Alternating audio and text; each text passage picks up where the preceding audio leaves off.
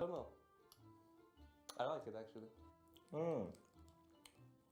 ちょっとボロボロしちゃって食べづらいけど、あ、これ美味しいですね。美味しい。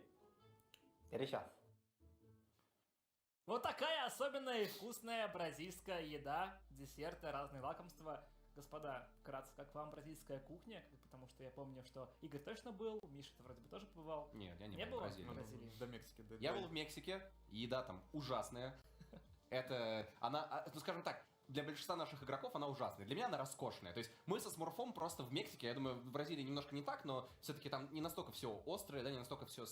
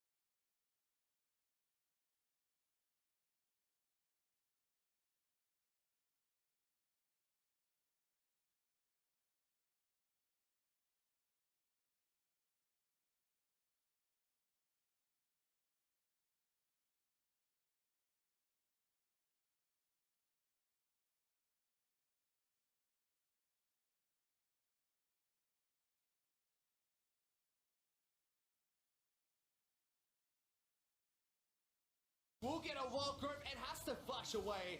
That was a curious play from the Japanese jungler. Taunt also under Chip. Everyone needs to calm down a little bit. They're going in for a fight here, Rusty, as Chippy's forced to flash over the wall, down to about 1/3 of his health.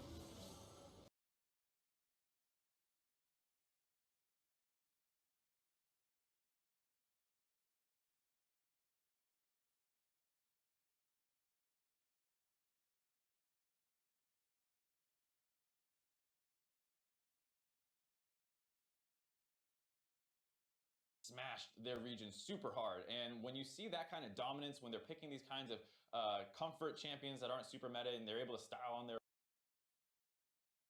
opponents, you start wondering like about the strength of the region. And so yeah, Group A had the better teams because we had seen them at previous events, but that doesn't necessarily mean they're actually the better group. And so it's just really hard to predict when you're like, okay, Lion Gaming had like an average of 3, 4, 5,000 gold lead at 20 minutes. Like, are they actually that good, or is the competition in their region not necessarily as strong? Which actually comes back to, again, the subtleties of Latin America North, Latin America South. They all play on the Brazilian server, so assumedly you'd say that Brazil is then the strongest region. They're all the sister or lesser teams of that, but both teams are getting better rapidly. However, Southeast Asia, and you're like, they need to actually have team play. They need to have some kind of team synergy. And that's very interesting, because if we look at Supermassive from yesterday, kind of that step above the rest of the teams that they were was in that macro play. Those couple, games of evidence where we saw, hey, with the lead, they understood how to cleanly push the game forward. I think that will be the real test today in terms of, setting a team apart from the pack here in Group B. I think you can even be like too dominant. Like if you are in your region, you're constantly smashing games, you actually start picking up bad habits that get exploited against better competition. If if I can just 1v1 you mid all the time, do I really need to understand the intricacies of warding and roaming and getting control of my mid lane and working with my jungler when I can just 1v1 you all the time? It's not the same kind of things that you need to worry about once you move out of that, kind of smaller pond into the big ocean of international competition. Let me ask you this, and I'm going to go back to champion stuff for just a brief moment. I mean, we did see the Darius, we saw the Jarvan, even an Olaf picked into the top lane, and those could be arguably, bruisery to, split pusher type champions. Well, what happened to the Kleds all of a sudden? Where is the, the GPs and the somewhat more strictly carry focused top laners? Granted, Jarvan can fill that role. I feel like a lot of this just comes down to the team's individual comfort, because I think in the major regions, Kled as an example, speaking as an LPL caster, is like the number one champion. Yeah, because he's a carry and a tank. He's able to do it all at once. Teleports are fantastic. Flanks are also there. But a lot of these top laners that we're seeing are either committing to the split push or they're committing to the teleporting, committing to the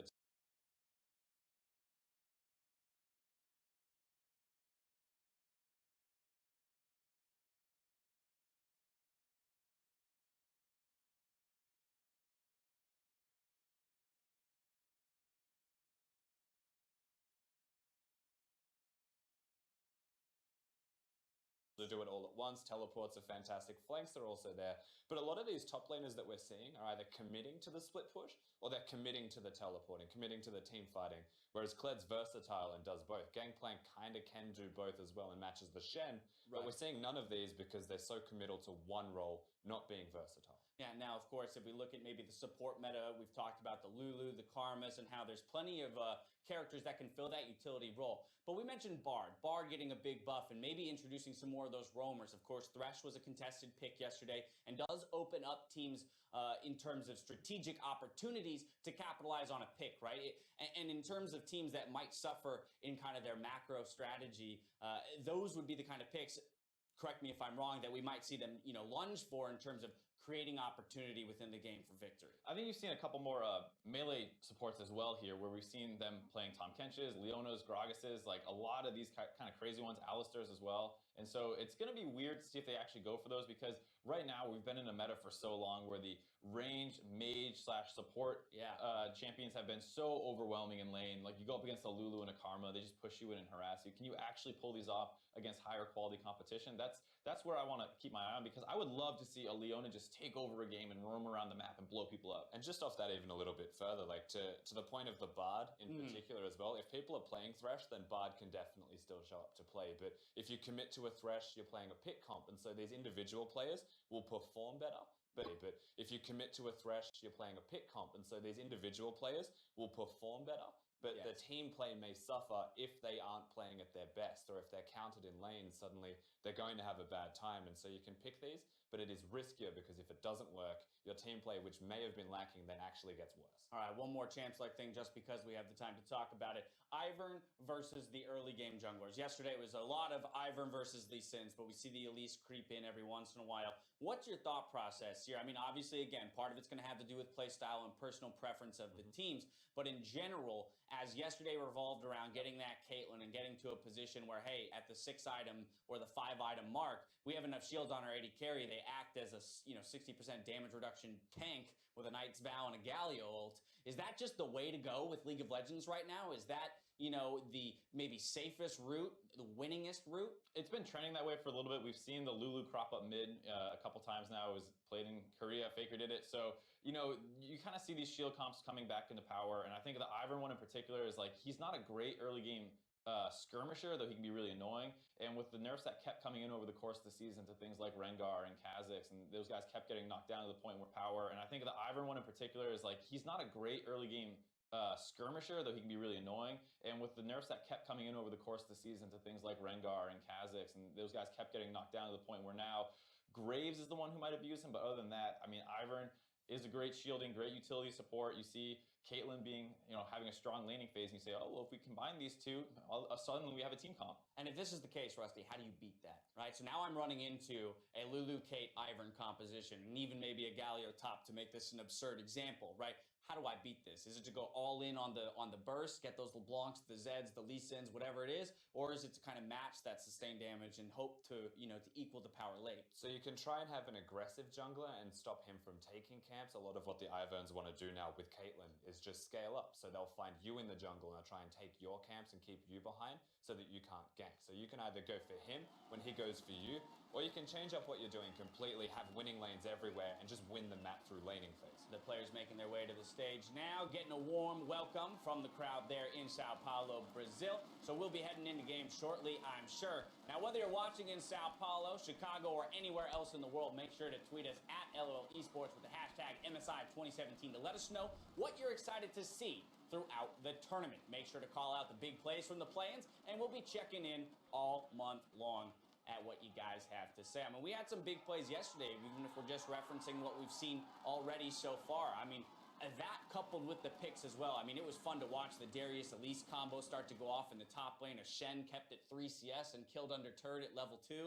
I mean, that's the kind of exciting League of Legends that sometimes we don't get to see in, you know, the major regions where you develop a stale, specific style of playing League of Legends. And the beauty of international tournaments in that respect, particularly all of the former wildcard all-stars or internationals that we've actually had, is that the meta shifts very quickly and rebuilds itself from day one. So we started to see the makings of Caitlyn, Lulu, Ivan. Yes, they're good, but this is now the meta of that group. And Group A and B can be entirely different. Yeah, and I think the other thing too is you might see, just because we were talking about how different the counter picks are here, you might not see like a really obvious meta develop. It really depends on how much you're scrimming and who you're scrimming against. We talk about kind of metas always developing in playoffs and worlds where, you know, all of a sudden everyone's playing melee supports, and then you go to MSI 2016, everyone's playing range, everyone totally changes the meta after a couple weeks. Here, given that it is day 2 of the whole event, and, you know, only the first day that these guys are playing, you might see some crazy stuff. All right, well, we got 6 big games headed your way today, so let's go ahead and get right into it. Before we send it to the casters, though, let's hear how fan expectations are affecting members of Lion Gaming. Considerando los favoritos, no creo que nos afecte porque eso no marca nada. La wildcard pasada, Lion era el menos favorito y les fue bien, así que eso no creo que quiera decir nada. Hay que demostrar cuando jugás. Eso no marca nada. La wildcard pasada, Lion era el menos favorito y les fue bien, así que eso no creo que quiera decir nada. Hay que demostrar cuando jugás.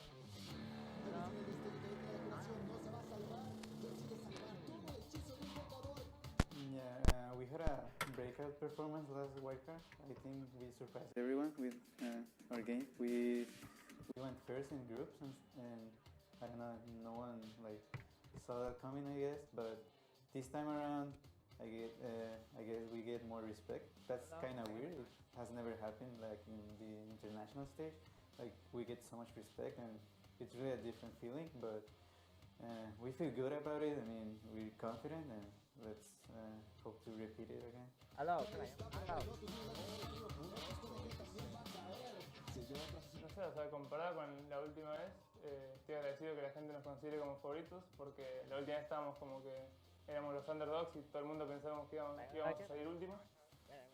Pero esta vez creo que la gente espera más de nosotros, así que no, está bueno eso. Genera más presión, pero está bueno igual.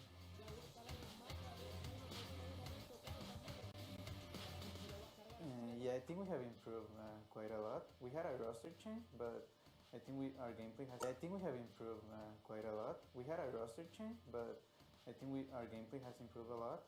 We try to fix the problems that stopped us from winning the whole thing last year. So yeah, we try to work on that. And I think we got a pretty good level of gameplay right now.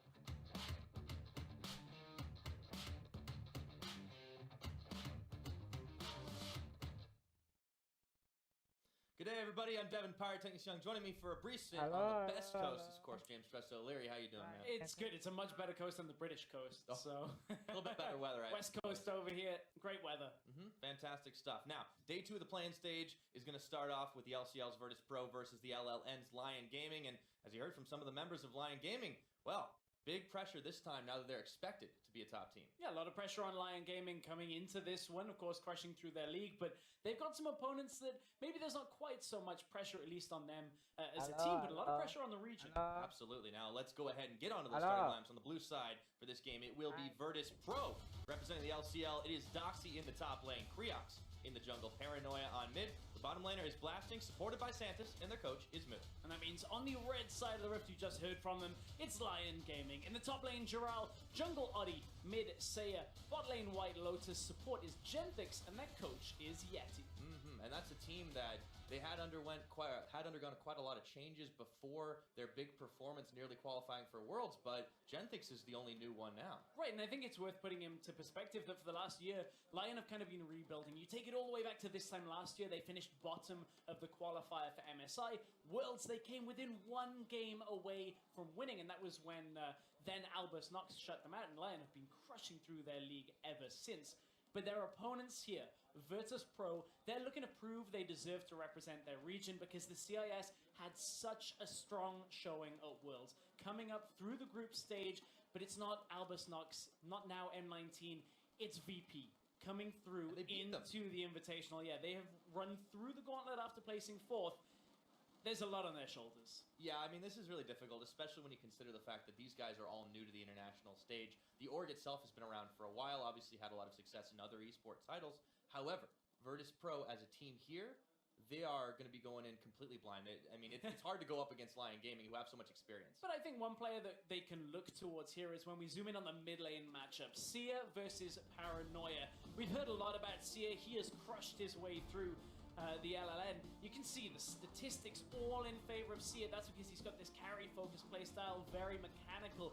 Whereas Paranoia, for VP, highest played champion Talia. He has been more about playing with the rest of VP as a team. And yes, it affects his laning stats, but I expect VP to have a very team and kind of rolls through. It worked so well in the LLN, and they didn't really have that much that kind of gave them a lot of resistance. If VP can do that, if they can survive.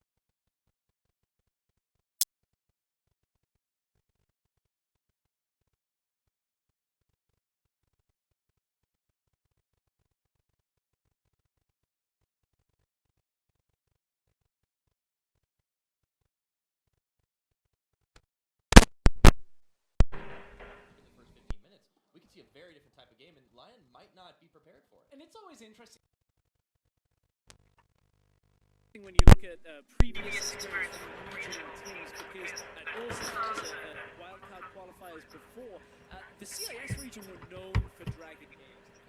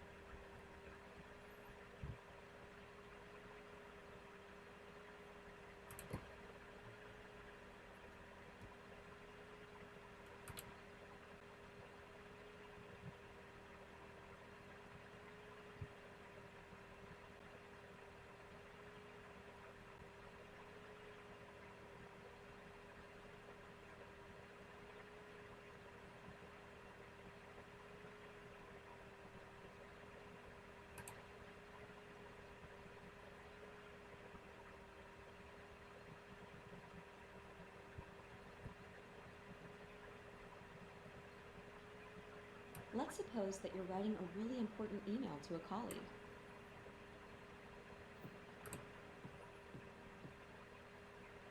Or the Zyra that we have seen. Maybe we'll see VP focus down.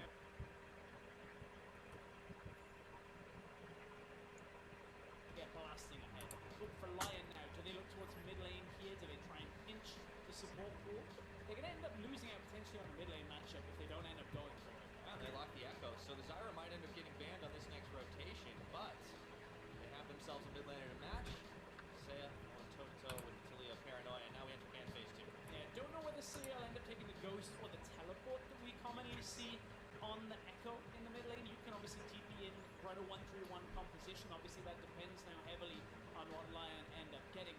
Now, where we go as the last set of picks depends on the pacing Lion want to put on this. They ban out one support already.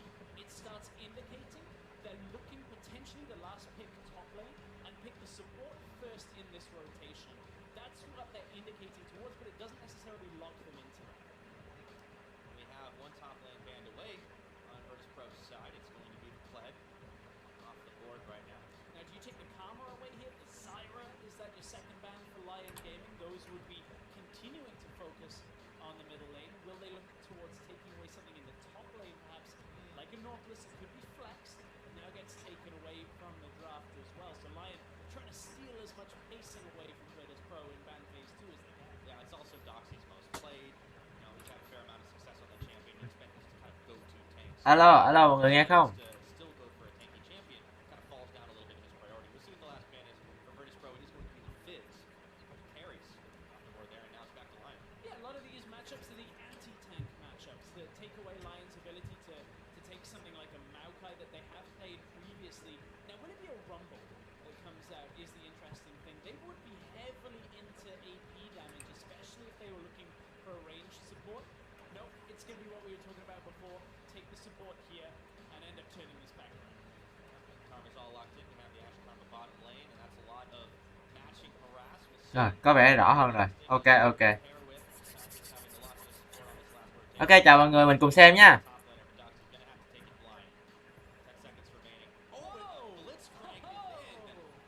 Wow. Hôm qua mình có Galio, hôm nay mình có Ligan.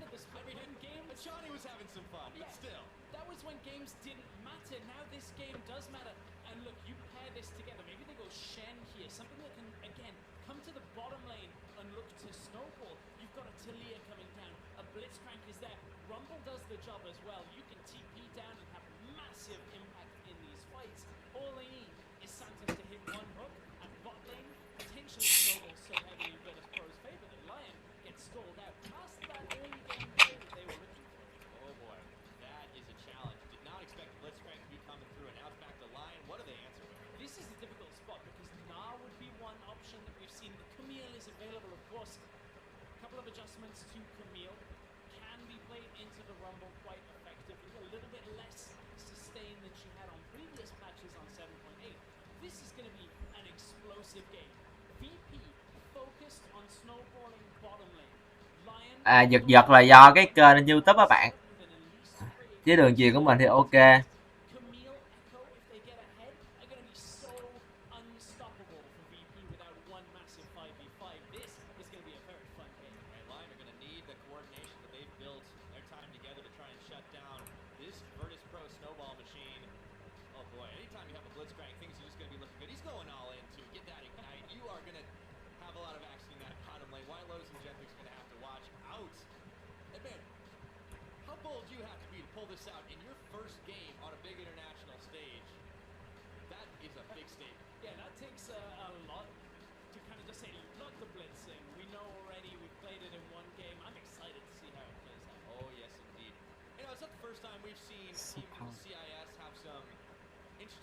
choices. This is the region that Liquid comes from after all, but Virtus Pro are trying to follow in those footsteps and come up with something innovative. We'll see if it's enough to take down Lion Gaming. Giật hả bạn? Để bạn thử lên trên Twitch xem sao.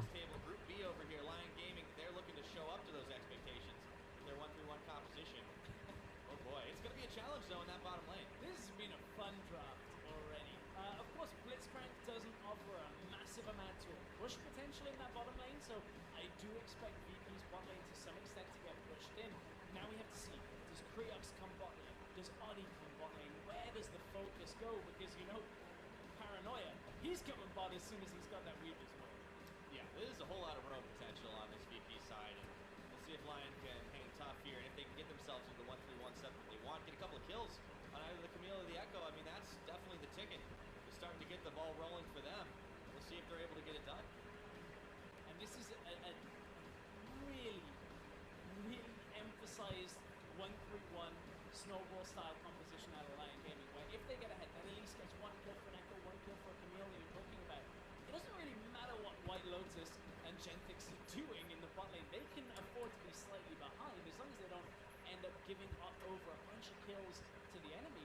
Thử lên Twitch xem nó có rõ hơn không nha.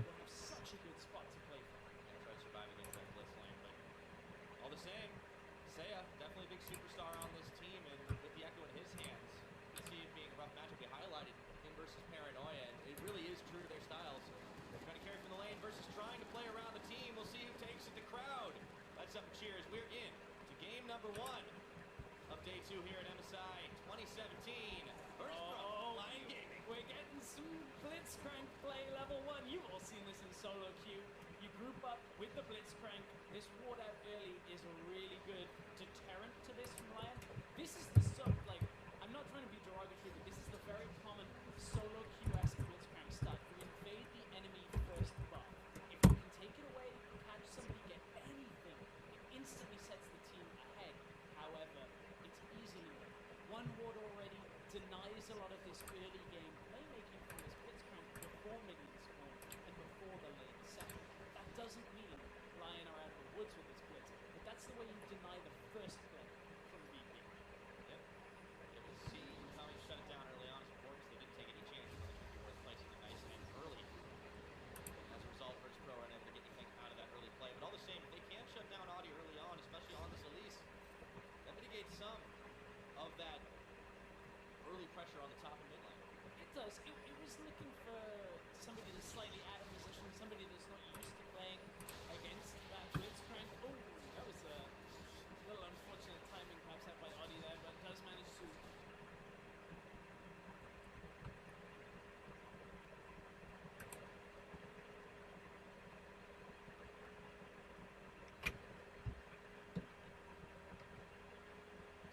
attack these Raptors pretty effectively afterwards. But now we need to look at this bottom lane. This is where the Blitzcrank is really going to come into his own. As Audi is dropping quite low on this, but when you look at bot lane, Ash, no real escape. Karma, no real escape. Against the Blitzcrank, it's a good pick. There are very few AD carries that are particularly good against Blitzcrank. You look at the likes of Ezreal, so what it means is that Blasting and Santa's actually do land one hook, you get flashed. The next time you land that hook, you get the kill. So White Lotus and Genetics will have to keep Blasting and Santa's at arm's reach here. Keep them as far away as possible. Paranoia's trying to do the same though, but Seiya goes in early on, the phase dive first, the timeline grab. He's going to just have to try and survive. He's leading on the CS, but as things start, it is just a wind up back and forth. And Paranoia, we talked about him trying to get on a roam. I don't think he'll be coming down that early, but he does get a few wards out. Does not want to fall prey to Audi early on in this game. Yeah, I like this early ward out. Paranoia now stops any kind of tricky play, whether it's onto Krios or whether it is onto Paranoia. That ward right there will spot almost any path into mid lane. You can hug the wall.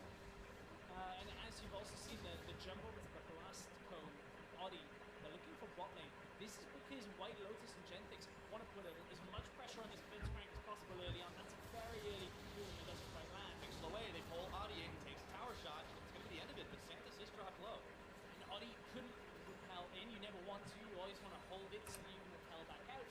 In this lane, there's also that more deadly focus where if you get pulled and you don't have repel, there's no escape. You have to burn flash at that point. So Lion Gaming trying to put as much emphasis on bottom lane early as they can. VP hold bender, nothing. He gets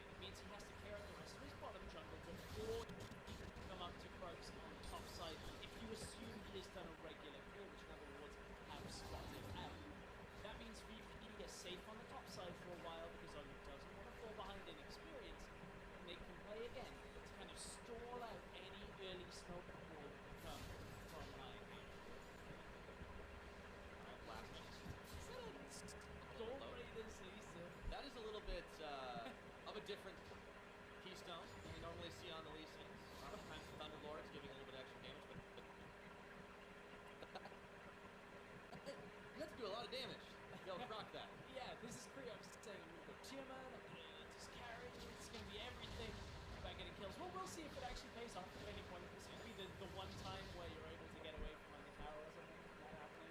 We'll keep our eyes and keep that in mind as we go through the game. Priyox now going aggressive. Finds Audi, turns right around. The Cocoon keeps him stopped up. He's unfortunately going to have to safeguard out of there. Bold move by Priyox, but it wasn't enough. And that is one of those areas where the additional damage coming from masteries, it's difficult to take that trade early on. You land right into a Cocoon. Any jungler pretty much to get Cocoon by Elysium. 1v1 means you end up losing that situation, so less damage from Priyox also doesn't help out. But again, no impact yet from this blitzcrank. We keep coming down to the bottom lane because that's one of the areas where it is going to have a lot of impact, but it hasn't been felt. Well, Tyrus Tower 1 champion overall, and unfortunately for Samus and Blasting, they honestly just kind of get pushed back under tower. This is going to be a lot of early push for Wild Oats and Kenley, so hopefully they just stand just fine.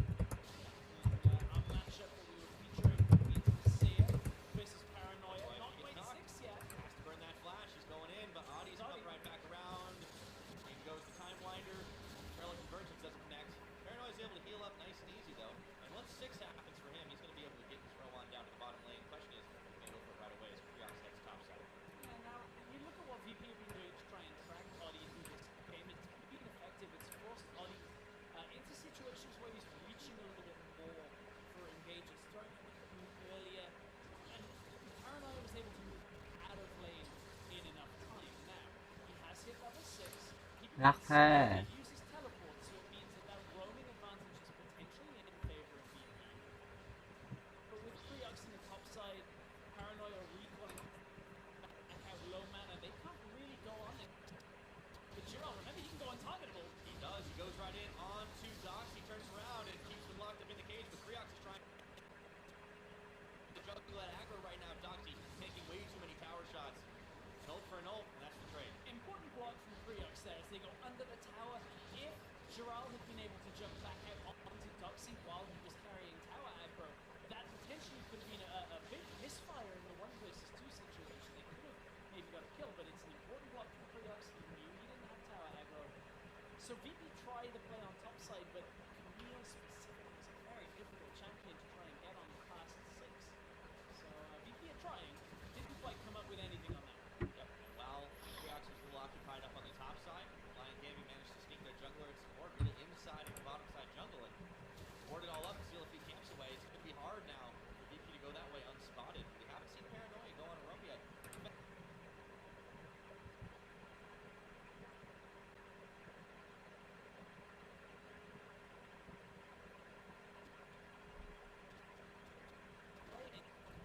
They normally average 2.8 gold lead at 15 minutes. Right now, we're just about even between these two teams. And nobody is really pushing.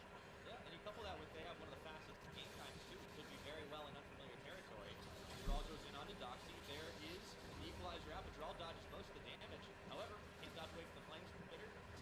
Rồi. The mini aggro, but all of a sudden the duel. Rồi xong rồi. First blood for the Blitz. Mặt co đã diễn ra ở trên top và một người đã ngã xuống. Pushed in heavily for VP on the bottom lane for a lot of this laning phase, so they just say, okay, it's a losing lane, let's take the trade.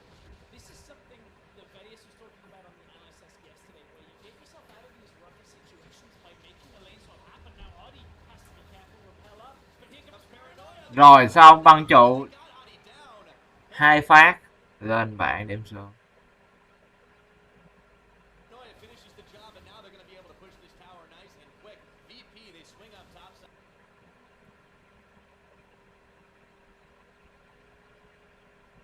Get 2 kills. They're going to get first tower blood. We said Paranoia was looking to snowball for his bot lane. Turns out they were in the top lane, Devon. They come up top, get tower first blood, get the first.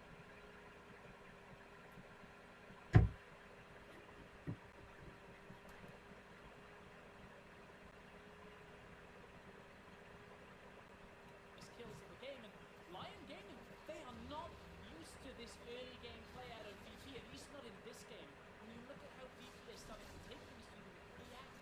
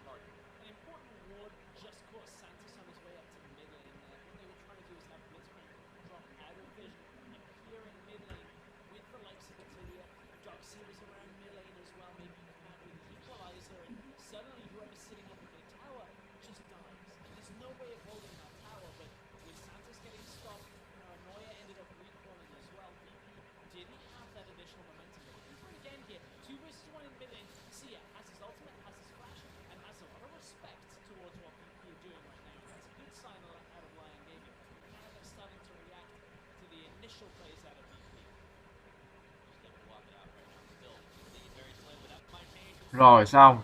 Lên dĩa. Trúng cái nhện.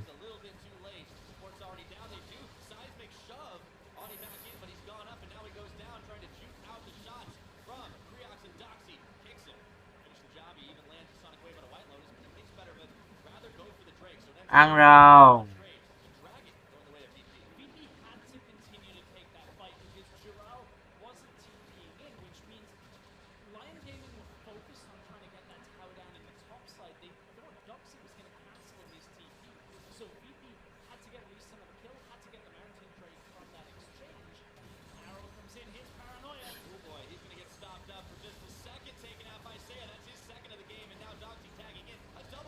Wow, double kill.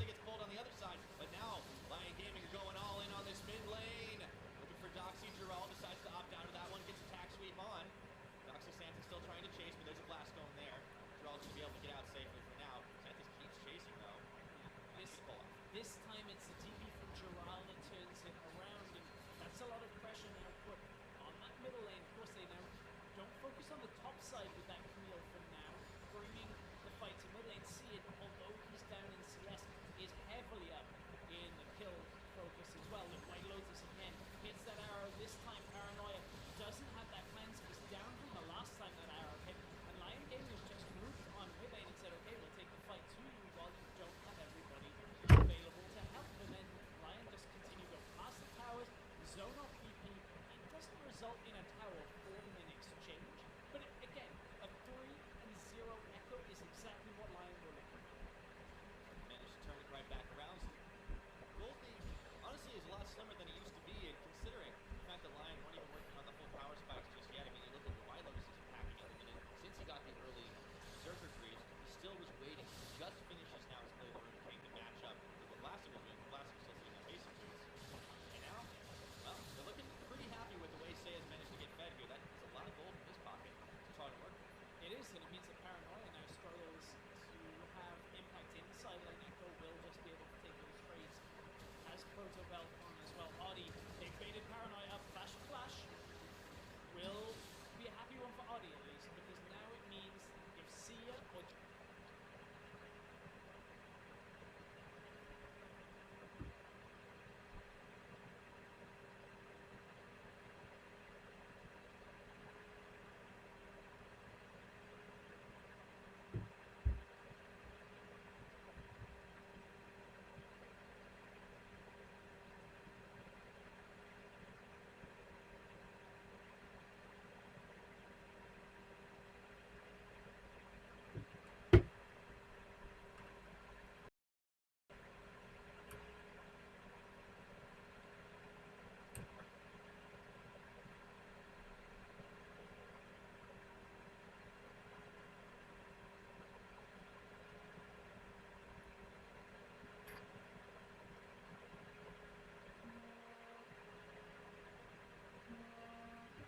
Giral face off against Paranoia should be almost certain death for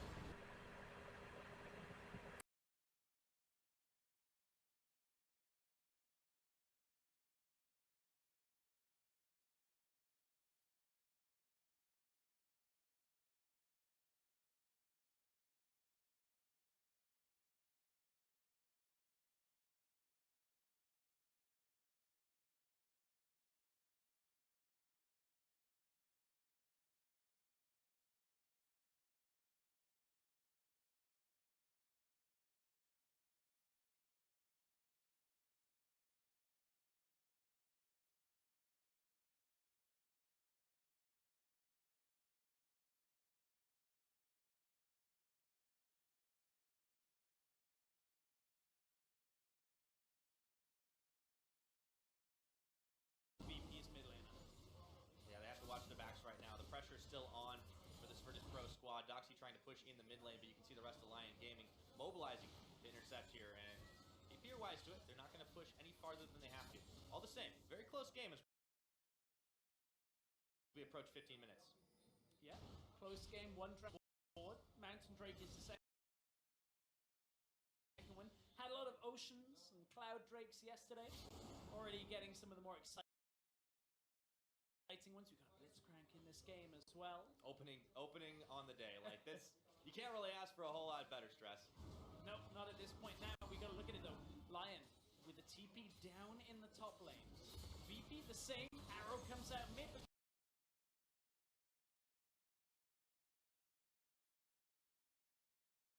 They want to go aggressive while they got the numbers. On to blasting, he's going to have to burn flash, and he just can't quite get away. White Lotus finishes the job with a few arrows in his back. 2 sums down, and you still die. Feels bad, man. It looks like Lion kind of had almost a mentality shift here, where it went from not reacting quite quick enough to VP to now saying, okay, we need to respect these guys so much that it has to be us making plays with this Ashe. Put it in mid lane, throw the arrow out. That's 3 for 3 on arrows hitting in mid lane. And it means that blasting now is the victim of that engage in mid lane. And I like that Lion suddenly have gone, okay, we cannot wait. This game has to be dictated by us, just like all of our games were in the LLN. Absolutely. Virtus.pro are finding that one out the hard way, that Lion Gaming can really adapt on the fly and make some big plays. And I mean, we talked about Seiya being the superstar of this team, but it's worth mentioning White Lotus all the time as being pretty much the next guy on that roster. And he's definitely going to earn a lot of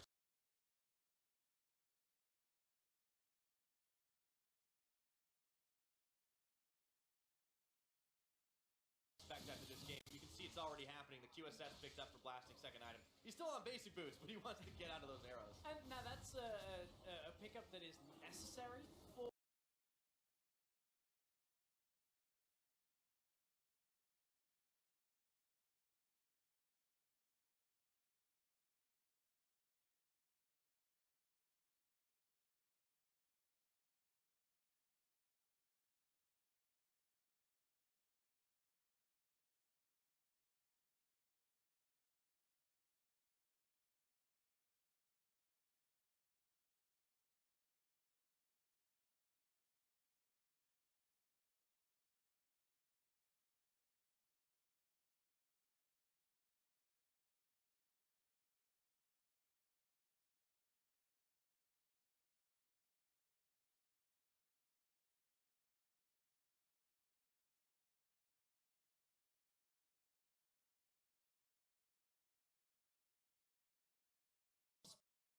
people into a 1-3-1 setup, they will have the advantage.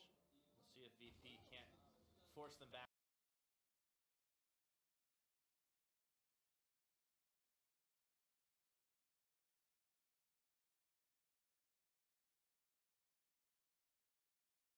No more of a 4v4, 5v5 situation. For the time being, they've got to deal with these side waves, as you said. Blasting preoccupied on the bottom side. See the Lion Gaming members up top. We're already backing away as they managed to clear a few waves. It's still only 1-1 in towers. It has not lacked for action, though, as we expected. A lot of fights, a lot of skirmishes. A couple of dragons on the board. But 20 minutes into this game, still anybody's to take, but Lion Gaming are looking a lot stronger at the minute. It is still mostly an even game, which means VP, they're still at a tipping point where the next fight or two really settles it for them. If they get a fantastic equalizer or a hook onto Seiya or White Lotus is a lot more likely to get killed in those exchanges if he gets hooked in. That's what they potentially can build from. Now they hook Genetics. Oh man, and they even had Creox right behind him, but if you blink, you would have missed it. Blasting gets the kill for that one, his first of the game. And now the siege is on mid with only White Lotus here to defend. Audi scrambling behind, but they're going to have to take this one and instead try to trade it Seiya up top. And all you got to look at is the minimap. You see Seiya top side.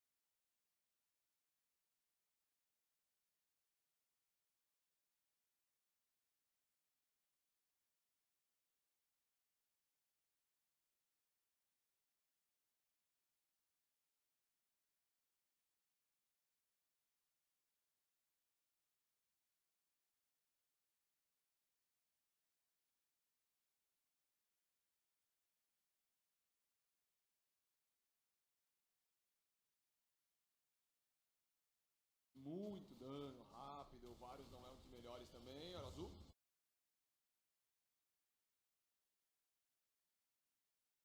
Ó, ficou nas mãos do Paranoia, por muito pouco ele acabou garantindo. Eu acho que ficou com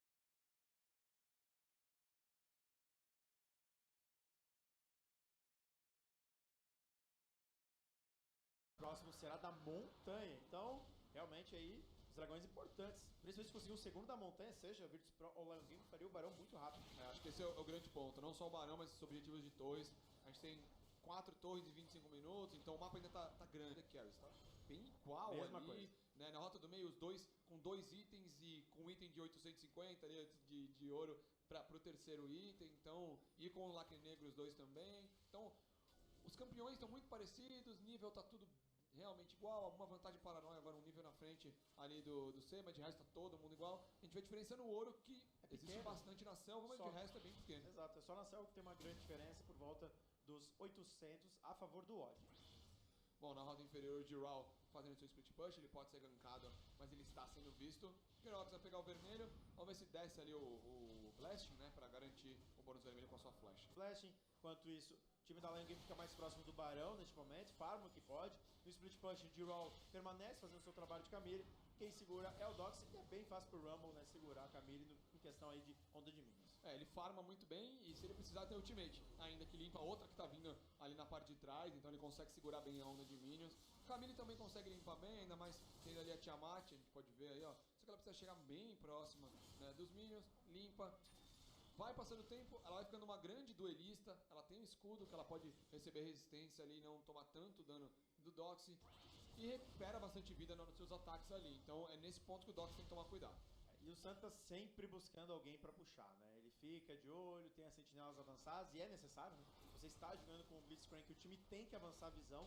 E tirar a visão pra tirar também pra que não veja onde ele está, né? Porque senão, até como a gente viu aquela jogada, tinha o Paranoia lá eliminando uma sentinela, mas o time da Alliance suspeitou, né? Sim, eles não vão ser ali, sabe, você vai na frente e dá a cara sozinho no White Lotus. Ele tem o seu falcão, tem sentinelas, tem os trinkets, então tem muita coisa pra você não poder ficar de frente pro Blitzcrank. Então, o trabalho da Lion é esse, identificar onde tá o Blitzcrank, iniciar as lutas com a flash do White Lotus e ganhar. E do outro lado, a Virtus Pro tirar a visão, tentar surpreender com um bom puxão do Blitzcrank e também o grandes ultimates do Dox quando ele entrar nas lutas. Dox que frisou aqui na rota inferior, né? Não quer avançar esses minions, enquanto isso, sentinelas próximo do... Olha só, foi pego o Odd silenciado, ainda conseguiu utilizar o capel, boa chegada do Seiya, atordoamento em 2 jogadores, o Best tá quase sendo eliminado, tenta ganhar tempo agora também o Paranoia, eliminação já do White Lotus, double kill White Lotus! É um puxão pra cima do Odd, mas ele saiu muito bem. Olha o ultimate, não vai dar uma olhada, ele não apareceu, o White Lotus ficou sozinho, tá cercado, tá ali também agora dos Frichamas, o Dox garante a eliminação, tenta ganhar tempo agora a Virtus Pro, o Odd quase foi eliminado também, mas nesse mesmo tempo o Giral ficou na rota inferior e avançou um pouco até a torre.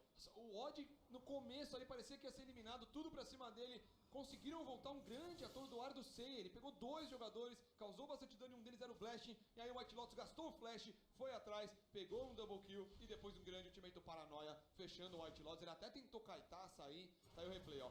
Puxão e ultimate do Varus em seguida, pra não dar chance de nada, ele vai conseguir sair, o Seiya faz a linha de frente, vai atrás do Blast, e olha o White Lotus, elimina o Blast, elimina o Santas também, ele ia atrás do Paranoia, se o Paranoia não tivesse utilizado o flash, cai o equalizador, então é equalizador de um lado e parede da Thalia do outro, pra onde você vai correr, né? Aí ele vai tentar kaitar, o Dox vai utilizar o Zhonya, ele sai das chamas, mesmo assim, não dá tempo. E reparem o Odd, quase foi eliminado, o White Lotus aí ficou frustrado com essa eliminação, foi realmente fechado pela Thalia, não tinha muito ponto de correr e acabou sendo sua segunda morte na partida. Mas ficou 2-1, a vantagem foi pro time da Lion, tava empatado o jogo, né, 6-6, agora 8-7. Para que o Giral não apareceu na luta. Não, o Giral ele apareceu em uma luta, pegou o abate na roda do meio, mas tá bem ali, fazendo seu split push. Uma hora é uma Camille, uma hora ela vai estar tão forte que ela pode dar um dive no Rumble, ela pode conseguir causar bastante dano em cima dele e recuperar a vida e etc. Então,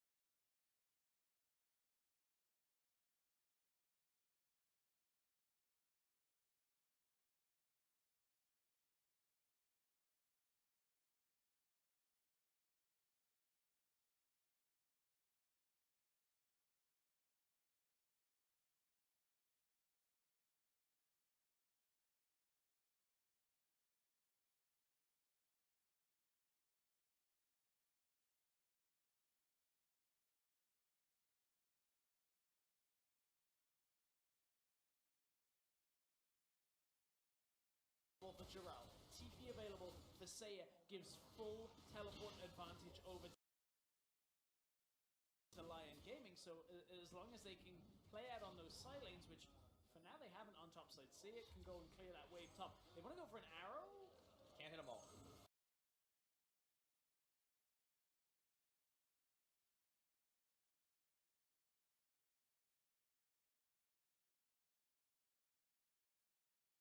They want to get this. They want to get out. Oh, he's going to White Lotus. Allowed here. White Lotus. Oh, the kickback in, and Santos gets White Lotus. This guy cannot catch a break. That's the difficulty on that situation that what Lion were doing was they were trying to group around to deny VP getting Baron, but the problem is now, look, top is pushing for them. Sia has to go there. The tower's already lost most of its health, which now is fine to clear the wave out, but look at the bottom lane pressure here. Camille had to recall come bot lane while the wave was pushing out. If Sia had already cleared that top wave and White Lotus had played a little further back, that flash kick hook doesn't really connect. You play with respect around the hawk shot, around the vision control, and then you say, okay, we have an Echo pushing top side. I want to push that wave all the way out. They won't get Mountain Drake if we have double TP available.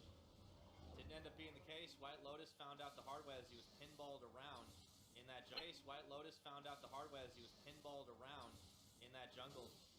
And at 32 minutes, I mean, we've got now the gold lead swinging back in VP's favor. They get that kill. They get themselves another dragon. A Mountain's favor. They get that kill. They get themselves another dragon. A Mountain Drake. So they're going to be able to push these even faster, including if they want to go for the Baron. And they get themselves the last outer turret. Well, we passed the mark, Devin. We are officially into unfamiliar territory for Lion Gaming. Wow. Less familiar territory. 3150 is an average, so they must have had some semantics change. Go later, but certainly this is a period of the game where normally Lion would say, okay, we're done with this, but they are behind in this game. And VP have had a great showing, and considering there was a lot of discussion coming into this game about the CIS region, some of the analysts, at least externally in the build-up to the MSI Flames, thought CIS maybe had kind of lost a step from Worlds. It doesn't look like it because VP contending very well. Speaking of step, Lion. Yeah, flash burn. It looked like Audi was going to be getting a quick kill there, but they managed to turn it around as now Kriox goes in on the chase. Bagoon's there. There is nowhere for the Spider to go, however. Stuck between a rock and a hard place, and he gets kicked down to oblivion. 9th kill of the game for Virtus Pro as Kriox gets it. A lot of rocks in that wall. Not sure building a wall is quite the best way of catching a spider, but nevertheless it worked out. I mean, it might be overkill, but it works. Hey, look, there's not a lot of reasons to build walls, okay? LCS from Berlin. There's a lot of history in that one, but Kriox wants to maybe make history out of that Baron, but it was just wards he was looking for now. Rest of the line getting here. The hooks. Oh, teleport coming in now. Doxy's going to complete this channel. Parallel Convergence is going to land. He dodges out of it. Blasting, they have caught onto Giral, but it's just enough to slow him down as he hook shots away. Still, 9 seconds on Audi. Tense moment right now. It's pings for Lion Gaming. They want to make sure this Baron does not get started. Difficult though, as Audi only just back available. No flash means any kind of steal attempt on a Baron would be a one-way trip. It's not an easy one, but here comes a one-way. Giral, he's going to try to make the play onto Kriox and Paranoia. Isaiah's got in the back. Giral's managing to finish that kill off, and just in time.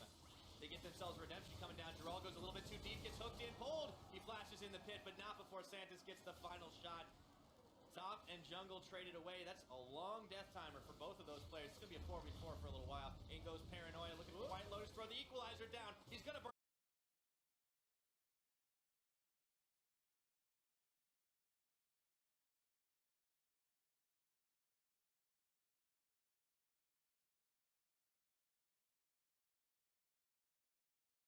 His flash, dodges the shove, turning onto Paranoia, the flash, the hook, White Lotus gets the kill, but he gives his life, and now Plastic trying to duke it out with Odyssey tagging his way in.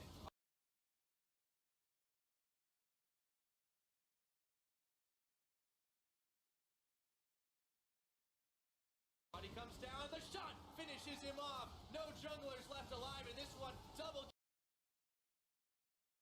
kill now for Plastic before he falls. This is an all-out brawl, and Seiya is going to have to flash to freedom. Genthix is going to follow suit. It ends up being 2v2 left on this map, but Virtus Pro, they've got the charge. Yeah, kill for kill, back and forth from both VP and Lion, and this game explodes with a team fight as...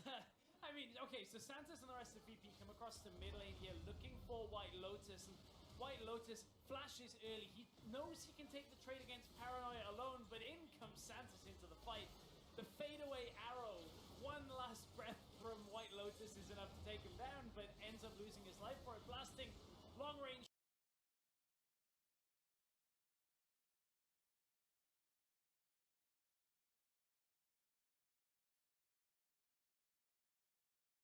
Not even looking around the wall, is able to pick him off, but Lion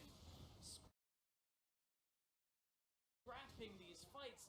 Considering Sia was 3-0 to start this game off, now 4-0-4. He's had great impact, but Lion have struggled to stem the bleeding when it comes to White Lotus. We talked about this earlier, Devin. Yeah, Doxy is going to find that one out the hard way. Can't be pushing up so far in lane as Giral is just going to wreck him down, and he walks it out nice and slow. Tack sweep, finishes him off a couple of auto attacks. Doxy trying to get out of there, but it's just not happening.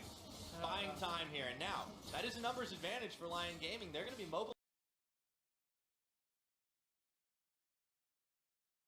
towards this Baron pit, and there's teleport up for Giral. Yeah, and there's no teleport for Doxy, and he's 47 seconds away from being alive, so all it means is Lion have to control the vision around this Baron pit, and they can take the bot tower. The tower is the objective they're looking for. The Baron is the bait. If VP come anywhere near enough, the TP might come out from Giral. White Lotus will have the arrow. This is a little bit greedy perhaps, but look where Paranoia is. That's one of the reasons why they've started this Baron up. But starting it throws a lot in this. Okay, they stay on it, they get it. Okay, that's fine. Alright, tense moment there. All the same, we saw Kriox looking sneakily around the backside of the pit, but he was deterred. So, Lion Gaming managed to pick themselves up a Baron. Big objective for this team that wants to try to siege on 3 lanes. And it'll be up to VP to try and push them back while the Baron buff is active. You ever tried to push back a 1-3-1 with Baron buff? It's difficult task. But the way that they would stop that is, again, Santos gets a hook on White Lotus. No flash available. Elder Drake is up in 20 seconds. If Lion perhaps end up going for it on their way out, then maybe they get picked off. They kind of can't rely so heavily on the 1-3-1 because both teleports are available, so then maybe they get picked off.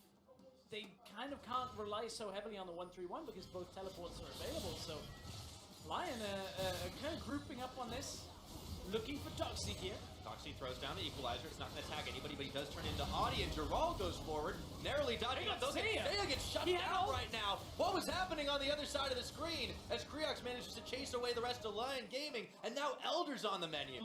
My VP with 3 towards Elder, but look, it's a bait. This is what Lion should have been doing around the Baron buff. They couldn't quite get on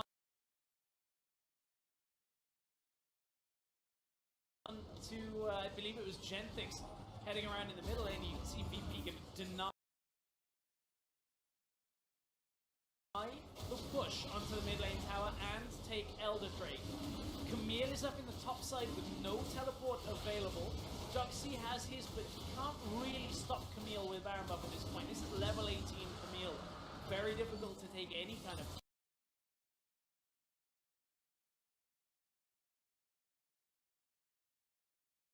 Camille is up in the top side with no teleport available. Doxy has his, but he can't really stop Camille with Baron buff at this point. This is level 18 Camille.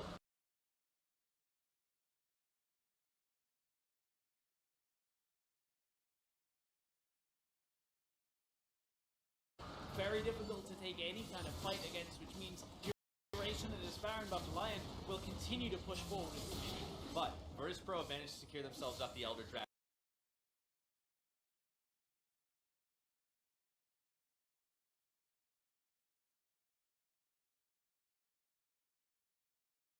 On 2 Mountain Drakes, that's definitely going to help them to try and push objectives, but they need to stop the bleeding with the minion waves. Doxy's back. He's going to be able to clear most of these minions out with the Flame Spitter, but now where do they go next? A lot of them stacked mid. It's unlikely for the duration of this Elder that they will be in a position to take objectives. Look, 1 minute 40 left on Baron, but yes, okay, Elder is a little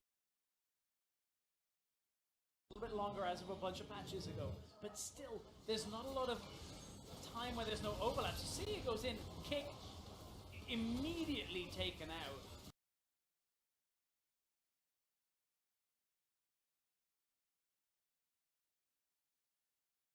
Of course, no way of him getting out of that kick at that point, not running anything like a QSS, can't, you know, ult back out, but Seiya gets caught out. We'll have the ult.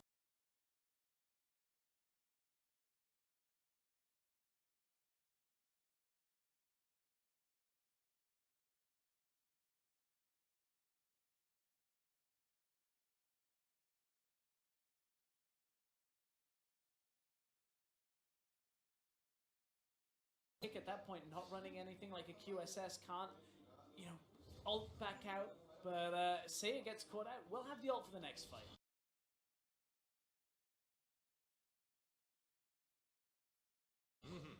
Seiya's been slippery throughout this entire game. When you go 38 minutes without dying and you start stacking up those kills, it's very impressive, and there's a reason this guy is considered the superstar of LATAM North. However, you shut him down, and you see how quickly the fight starts to turn. VP with the 5k gold advantage with the Baron buff, or with the Elder Dragon buff against the Baron of Lion Gaming, only for another minute though, and they're stacking on the mid. They really want to knock down this tower, second tier. It's pretty low. Unfortunately, there's a wave clear sat behind the tower with Seiya clearing things out. It's interesting, the priority here mid lane for VP is where they want to continue to go, and of course we talked about this Blitzcrank, you put in mid lane to try and hook somebody through, but that Camille is still pushing bottom lane. Good cutoff using the Weaver's Wall, but VP, this is a precarious position, but they will get the tower. I was wrong, Devin. I thought they wouldn't have too much of a position to take objective, but they will get the tower. I was wrong, Devin. I thought they wouldn't have too much of a position to take objectives. That's an inhibitor going down for VP. But they're gonna trade it right now. There's still a teleport on Doxy, but he's not spending it, so as a result, they're gonna trade inhibitor in the middle for the one in the bottom side. It's even trade because of how fast Jarl is able to do it. But now they've got to get the hell out of dodge, unless the backs can be stopped right now. Look what's going on the minimap. Jarl is taking down the next turret. TP coming through from Doxy.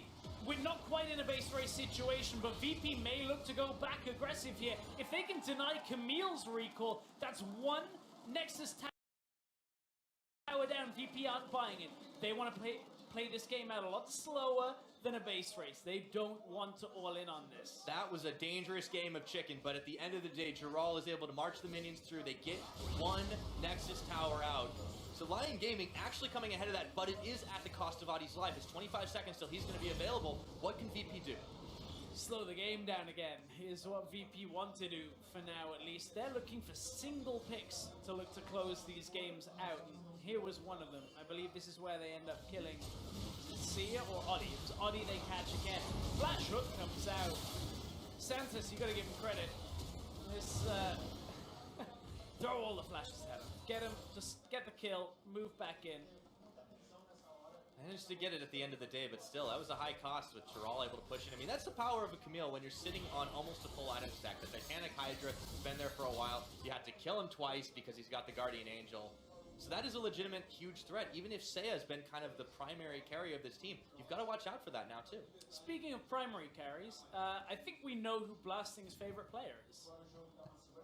Reckless, he's got a frozen mallet. Look at it, he's got I thought we escaped it when we were moving from EU here. This is Reckless, he's got a frozen mallet. Look at it, he's got I thought we escaped it when we were moving from EU here. This is it's back. Okay, cool. Frozen mallet. You get a lot of slow on your hits. Whatever. Well, I mean, wow. Okay, it's dismissive. Fair enough. We can move on to a different talking point. It's fine. I need to ease into this one. It okay. still throws me through a loop, but that's okay. Jarl is able to push up in the top side now. So it's been less of a 1-3-1 and more of a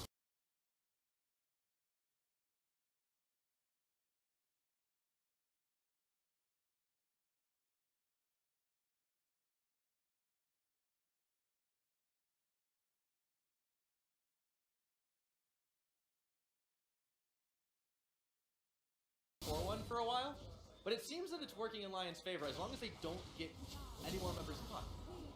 That's a big ask. I think White Lotus will...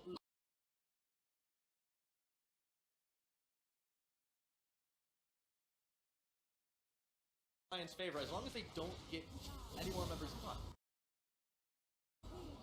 That's a big ask. I think White Lotus will look back at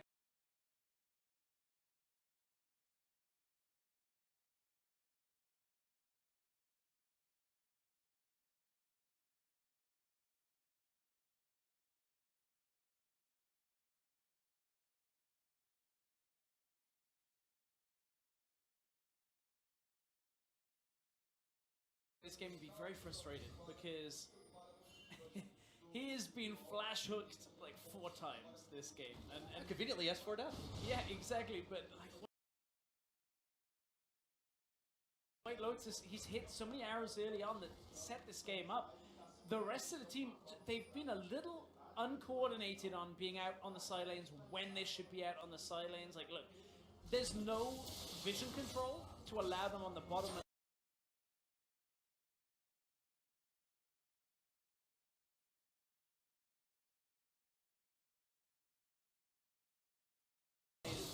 The biggest symptom of this 1-3-1 not being set up that I'm noticing is it's actually Seiya that isn't out on the side lane for Leon. That's not a criticism, but when you're running Teleport Echo, that is the play pattern that is expected. Is you win the side lane, you're already ahead, Paranoia can't duel you.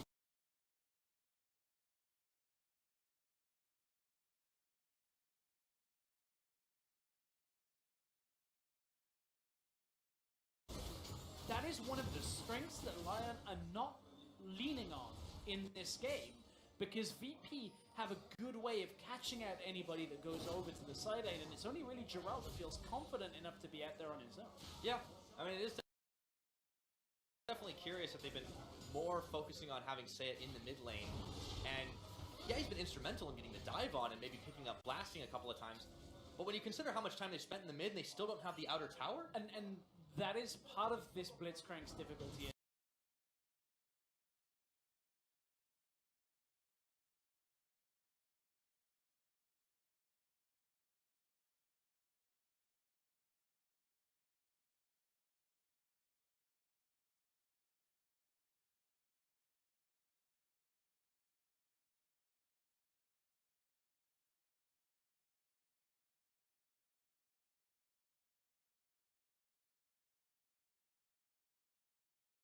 That is a credit to VP, the fact that Lion have not...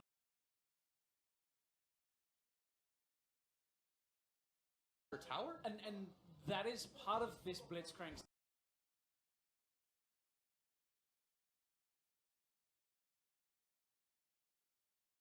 difficulty, and that is a credit to VP, the fact that Lion have not been able to take mid.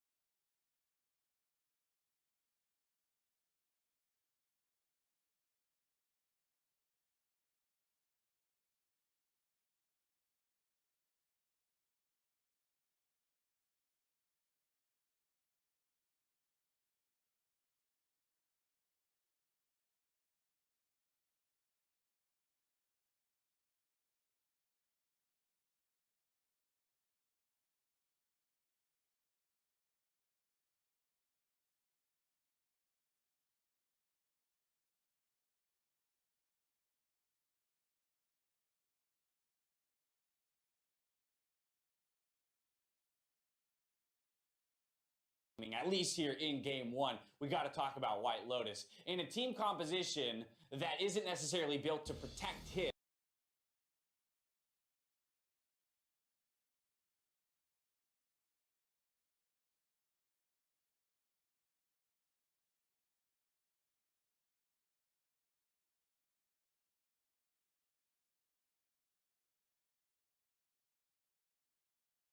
against a team composition that feels like it's built entirely to destroy him.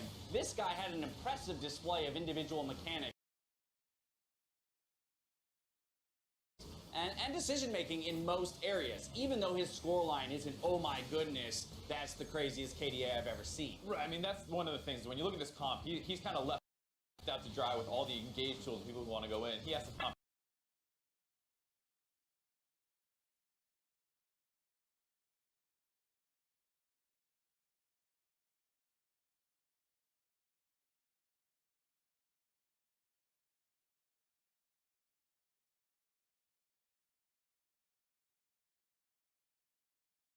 He's kind of left out to dry with all the engaged tools people who want to go in. He has to fend for of Lion Gaming, really stalled out the game after that nice.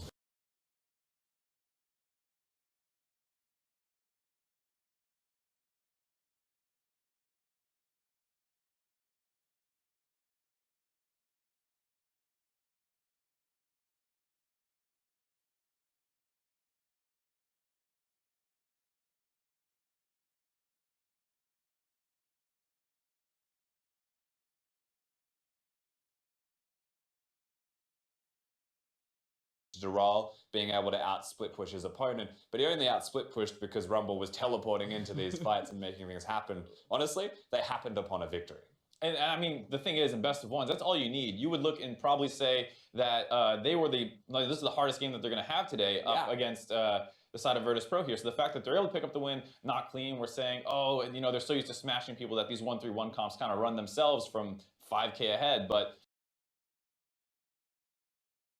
you know, they do get the win here. They got the W. You got to be happy with it. I'm sure they're not like, oh, what a great game, guys. Can't wait for the other ones. They're probably going to go back, learn from this. But at the very least, they are sitting pretty so far. Yeah, room for improvement on both sides, but Lion Gaming going to pick up the first victory of the day. That was, of course, just our first game. So after a quick break, we're going to see Vietnam's Gigabyte Marines versus LAS's Azorus Gaming. Don't touch that browser. You're watching the MSI play-ins. However, teams not away from the flame spitter to trade up top with this mini Nacro, but all of a sudden the dual lane arrive, and that's first blood for the Blitz. Flashing forward, trying to finish the 80 carry, but he has to snap back. Finally, blasting goes down. It's White Lotus that is pumping out arrows. A double kill for the Ash. Aqui. Flash. Нет лакета. Nice. So far, but Paranoia, arrow down! I don't think Legolas had this many arrows, but at the end of the day, White Lotus is coming up huge. Lion Gaming, they run in, sneaking into the base, and at 45 minutes, they put away the game. What a ridiculous end for Lion Gaming.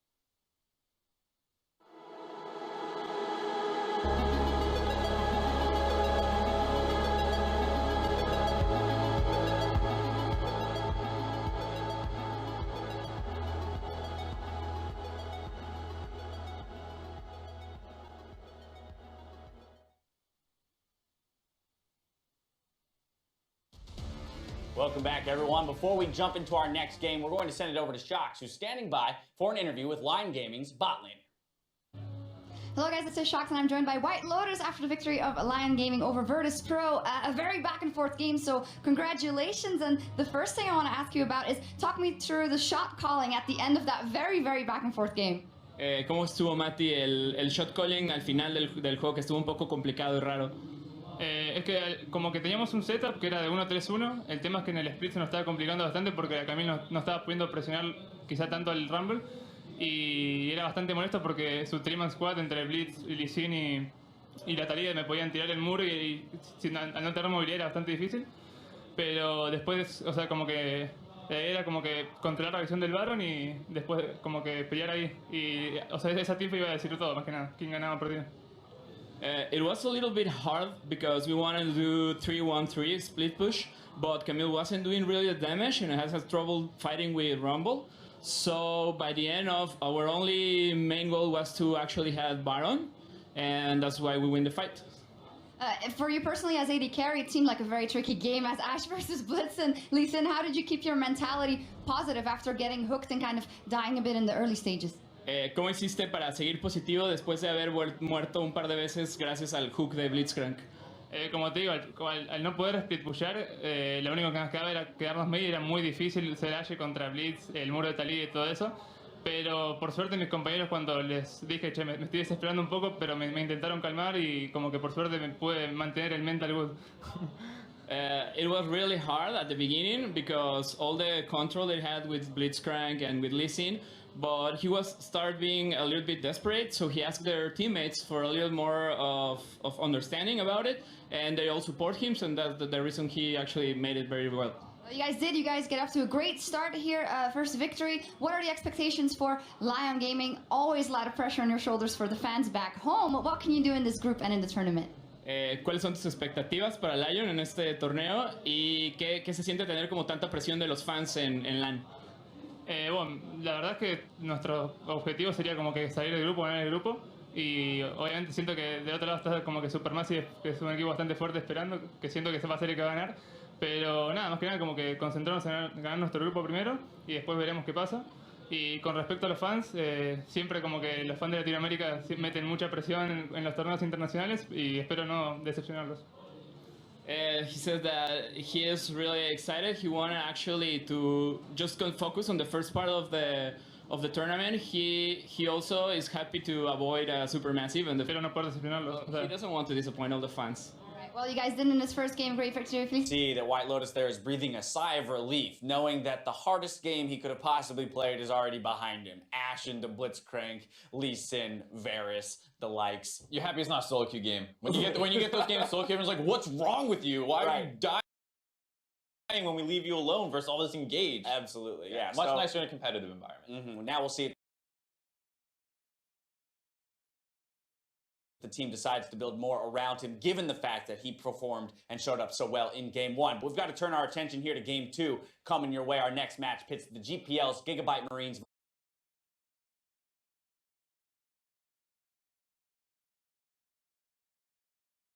versus LATAM South Azores Gaming. Now for the Gigabyte Marines, they absolutely smashed their region to earn their spot in the play-ins. What are our thoughts on these guys? I mean, they look like superstars just based off their local performances, right? To go undefeated essentially through the entire tournament, to win in Vietnam and then face all of the other GPL regions and then smash all of that. Like, these should be the absolute best team that we're sending here, and you can only have high expectations for them. Yeah, the other side of the coin, though, is that in a region that is so dominant, you always have to, or when a team is so dominant within their region, you always have to question, of course, the strength of the region and then how that dominance translates to the international stage. So it's really a guessing game, and this first game that they play here in the tournament will be very telling. Yeah, I mean, you can kind of maybe extrapolate the story of Lion a little bit to them where, you know, these guys are super dominant in the region, just like Lion kind of were, and then you saw the game go really late and Lion really struggling with the macro play. Might be a similar problem here for the side of Gigabyte Marines where they think like, okay, we're going to pick our, you know, usual style and it doesn't quite work out. One thing I will say is that I do like what I've seen of their drafts a little bit more standard, not quite crazy 1-3-1s all the time, running some Renekton's and Kennons, still split push, but with, I think, a little bit better ideas behind it. Yeah, and they've been around for a long time, right? So for what it's worth, when it comes to losing games, coming back into defeats, this split was dominant from them, but they've tasted defeats before. Alrighty, and then of course on the other side of the rift we have Azores Gaming. They had a slightly more difficult road here to the MSI play-ins, of course not going undefeated in their region. But still, what are our thoughts here and how they might stack up against this Vietnamese team? Well, I mean, we talk about the importance of like individual strength between these teams. They were a team that actually went to Korea and boot camps for a little while. They were hitting master tier from what I heard. So if you want some kind of random comparison, Golden Glue just spent a month in Korea. He hit master tier as well. So I mean, as much flack as he sometimes gets, we know that Golden was actually a strong player, one of the best North American mid laners. So you're looking at a lot of strong players here, and that's going to be the thing that a lot of people are talking about when they look at the group stages is how strong the individual players are. Yeah, and I think the same thing applies for both of these teams within this game, and that yes, it wasn't the perfect run, but they still looked like a dominant side. They've been dominant historically, even though the roster has changed repeatedly. The organization has always found success, and coming into this, there's no exception. It's just that these guys are all going to be more so rookies on the international. So while we talk about their success here, maybe hinging on individual performances, which are the specific players on this squad that you are looking to step up? I would look for Pride a little bit, and just because the top lane meta right now, we've seen a lot of counter picks, but we were talking a little bit about at the beginning of the day, where's the Kleds, where are these kinds of things. He has played a fair amount of Kled. I think it was his #1 most played champion, as well as he's got Jace, Rumble, a lot of carried type top laners. And this is where we were talking about the random talent that sometimes comes in that was on the side of Azores. Yeah. So you might see some weirder stuff in the top lane, and I would expect that hopefully works out for them. Well, as we speak, the teams are making their way onto stage to get ready. Also receiving a warm welcome from the Brazilian crowd out there, as this is their first appearance so far in this tournament. I mean, let's also remember that, right? That this is the international stage. That for some of these players, this is the first time on a stage this large with as many eyes on them as they have ever had before. And so how are they going to deal with this pressure? Those are the intangibles of League of Legends that it's very tough to say when you've got, you're probably playing the most mechanically demanding, strategically demanding game of your life in front of the largest crowd you've ever played in front of. Wow, these things really start to compound. Yeah, and the biggest thing that usually goes away is your style as a team. You default to passive, you just try and scale up maybe. We saw it all yesterday, but what you want to see from Isurus, what you want to see from the Gigabyte Marines is aggression, just unbridled individual flair, just going all in on their mid lane, on their jungler, working as a duo, pushing lanes. You can't default to comfort with these teams. We'll have to see which one comes out swinging harder. With the game almost ready to go, it's time now to send it over to our casters. Thank you very much, Dash. We are getting ready to get into this one, and well, after that last game, I think our palate's not quite cleansed of all the action. I want to see a lot more of it. We'll see what happens. I mean, you have some explosive players on these teams as well. Yeah, and you look at it, Levi, All-Stars last year, he was such a dominant force on Lee Sin. It's got to be banned, surely, in this game. You would think. You would definitely think. And Lee Sin's been so popular, but I mean, we have had a couple of other jungle choices that have been really popular over in Group A. We'll have to see what fills out in Group B. But I don't know if this is the game where we'll really see all that experimentation unless the bans come really hot and heavy. Maybe. I mean, who was expecting Blitzcrank in the first game? I mean, they played it in one game. Now, the interesting thing is for the Gigabyte Marines, when you look at this, there's not a whole lot of information out there about this team. And the normal places where you'd look and you go on like esports wikis and you start clicking around, there's no way of just being like, oh, okay, they played this. We'll just ban it out. Hard to scout, yeah. Much harder to scout. So this is where maybe some of these pocket picks will come through. The interesting thing, the analyst desk talked about Pride specifically for Isurus on the other side of the rift. He has got a very large champion pool, and I wouldn't be surprised to see them look to counterpick the top lane matchup for him and give them the leg up in that area of the rift. Right, and we saw, they talked a little bit about like the random talent game and stuff. Like these are the things that they were using to kind of counter out the Rumble pickup, which obviously is still a very highly contested pick, and we'll see if that ends up being the choice for Stark up topside. The guy does like to play a lot of carries. I mean, we see usually things like Renekton, though, and they try to snowball off that top side, especially if you get Levi on the likes of like an Elise or something like that. So if the Lee Sin's banned away, we might see that as a possibility. Yeah, we may very well see that as a possibility. I think that this is a very good matchup, just like the first one, where there's expectations coming in, but it seems a lot closer on paper than a lot of people.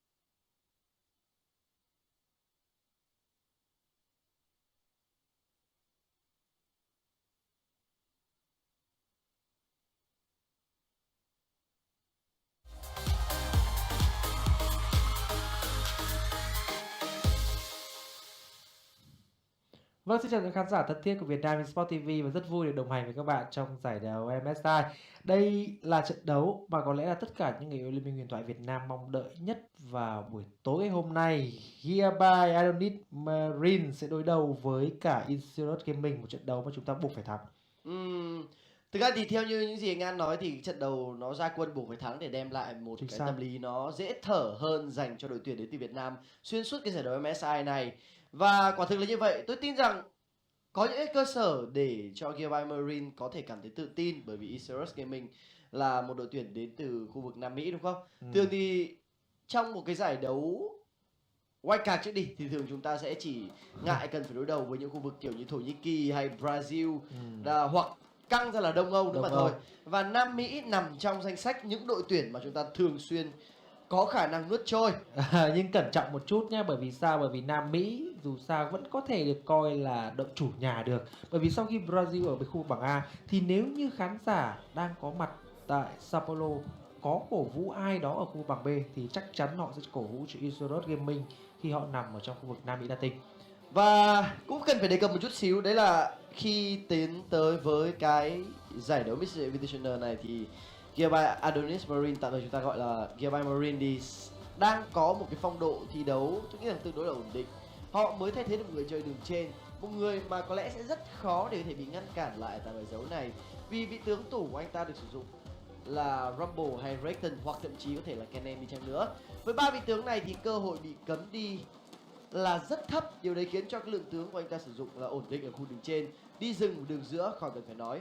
Và hiện giờ thì bộ đôi đường dưới của họ mặc dù có khoảng thời gian luyện tập với nhau chưa thực sự dài, đó là Slay cùng với Archie, nhưng thực sự thì cái sự ăn ý của họ đang khiến cho chúng ta cảm thấy có thể yên tâm được. Còn nói về thêm một chút về cái dãy tướng của Stark ở khu vực đường trên thì đã từng có những trận đấu Stark bị cấm khá nhiều những vị tướng của mình. Nhưng một vấn đề được đặt ra là nếu như rơi vào trường hợp Stark buộc phải đánh những vị tướng mang thiên hướng chống chịu của khu vực đường trên thì anh ta có làm tốt hay không? Kiểu như là anh ta buộc phải đánh kiểu Nautilus chẳng hạn thì anh ta có làm tốt được cái kèo đấy hay không? Đó cũng sẽ là một dấu hỏi mà chúng ta sẽ cần phải đặt dành cho Stark. Thực sự thì khi mà theo dõi anh ta chơi theo cái chế độ xếp hạng tại máy chủ Việt Nam, đó tất cả những gì mà chúng ta có thể tìm hiểu được từ người chơi Stark này, thì đa phần là cái dãy tướng của anh ta sử dụng ở đường trên hầu hết là gia tăng sát thương dành cho đội tuyển của mình, chứ không phải là cái khả năng chống chịu. Vì thế nên đúng là khi bước vào trong cái giải đấu này rất may mắn đi, tôi thấy là một phần nào đấy là cái sự may mắn dành cho Stark đi, là gần như tại phiên 7.8 này những vị tướng đường trên nó lại hầu hết là những vị tướng mang thiên hướng gây nhiều sát thương, kiểu như Rumble, kiểu như Camille, và anh ta hoàn toàn có thể làm tốt. Và thực sự thì nếu như đối phương có đưa ra Camille trước hoặc cấm như Rumble chẳng hạn, Recton cũng là một sự lựa chọn tuyệt vời, vì thực sự Recton đang là sự lựa chọn được đưa ra để có thể khắc chế hoặc để có thể đi đối đầu với Camille có lẽ là nhiều nhất và dễ thở nhất để có thể thắng được trước đối thủ của mình. Vừa rồi thì trên màn ảnh các game thủ của các bạn đó là Levi, người chơi đang được đánh giá là sáng nhất trong đội hình của Pivyte Marine. Thì nói về những dãy tướng thủ của Levi cũng khá dài, nhưng tôi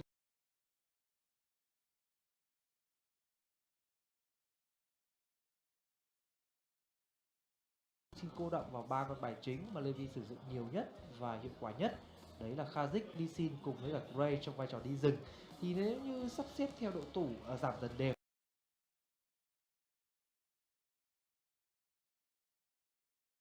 thì chắc là Gray là con bài mà Lee Sin đang được